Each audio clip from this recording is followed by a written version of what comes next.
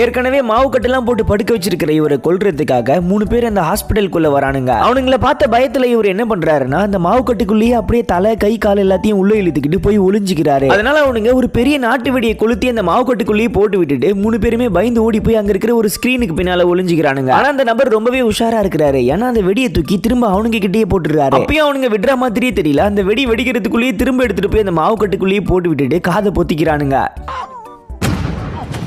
அப்புறம் பார்த்தா அந்த வெடி வெடிச்சதுல அந்த நபருடைய மூக்கே அப்படியே கருகி போயிடுது. அந்த சத்தம் கேட்டு அந்த ஹாஸ்பிட்டல்ல இருக்கிற செக்யூரிட்டி கார்டுலாம் இந்த இடத்துக்கு ஓடி வராங்க. உடனே இவனுங்க என்ன பண்றானுங்கன்னா ஒருத்தர் ஓடி வரும்போதே அவருக்கு ட்ராப் மாதிரி செட் பண்ணி நேரா வந்து ஒரு இரும்புல முட்டி அப்படியே மயக்கம் போட்டு விழ வச்சிடறானுங்க. கீழே விழுந்தவருடைய பல்ஸை பிடிச்சு பார்த்துட்டு அவர் செத்துட்டாரு போல நினைச்சு பயந்து போய் அவருக்கு சிபிஆர் பண்றேன்னு சொல்லிட்டு சிபிஆர் மிஷினுக்கு பதிலா அங்கிருந்து அயன் பாக்ஸ் எடுத்து அவருடைய நெஞ்சிலேயே வச்சிடறானுங்க.